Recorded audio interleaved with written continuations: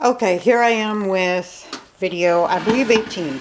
Okay, I'm going to show you how I do an easy, simple, fast brown dye of fabric. Now, here's what the fabric looks like after I dyed it. Okay, well, it's dry, as you can see. I'll tell you how I do this. Okay, so what I have a lot of black walnut and hickory nut trees in the tree line in our yard. So what I do is I collect them, and when I'm wanting to make the dye, I collect them, and I put them in my crock pot, put just enough water in there to fill, you know, for your fabric to absorb the dye. And I set it on high until it boils. You don't want to add too much water. It'll take forever for it to boil.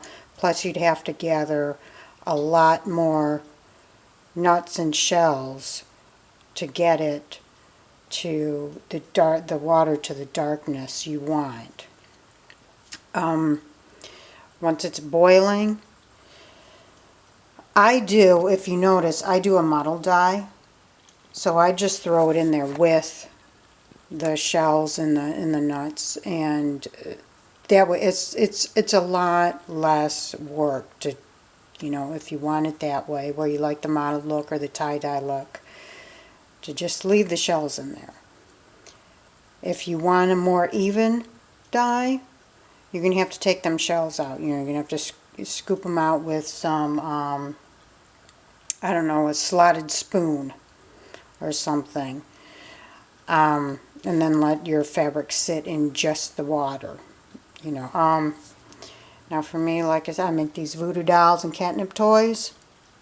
That's how my fabric looks in the end.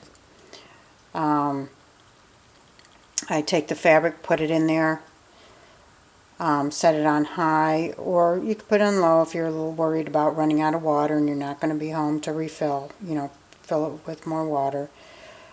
I let it sit for 4 or 5 hours, you know, on high, and check periodically to make sure the water's not running out. You add a little bit more water if it is hot water, and then I just let it sit. You know, before I went to bed, I unplugged it and let the fabric sit overnight in the water, and then I took the fabric out this morning, threw it in the dryer, and then to get that color to set in, and then I ironed it. Now you can just iron it, you know, if you squeeze out, you can just iron it without putting it in the dryer. That'll make the color set, but I have so much else to do that I just throw it in the dryer and then iron it.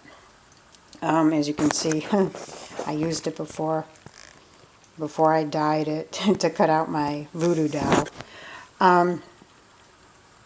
Anyways, and then when you're done with this, just dump it out in your tree line. That's the easiest way. I saw on other sites where people, you know, they take the shells and they crunch them up and do all this processing to it. I'm like, why? You know, why do all that work? What you can do, and I did see this on one of the blogs I read about dyeing this way. You can save your water and use it later. If you're like me and you have all these, that's fine. That's fine for people that don't have access to these hickory nuts and these walnuts. That's a really good idea. But if you have the hickory nuts and the walnuts, just go grab some when you need it. You know, then you don't have to store this thing, make sure that it doesn't get moldy and stinky. You know, because sometimes the water goes rancid if it has stuff in it, you know, like a dye in it. Even in the middle of winter, I can just go and grab some nuts from the ground, you know, some of these shells and some of these nuts, because we have these trees and they're well established. They've been here for, I don't know, 50 years. You know, so I have plenty. I don't need to store the stuff. the liquid. But it, you know, if you don't have easy access to these nuts and the shells, it is a good idea to keep the liquid. But you'd have to put it in your refrigerator, which would take up your refrigerator space because, like I said, it might go rancid. That water might go rancid. So, anyways, there you go. Bye.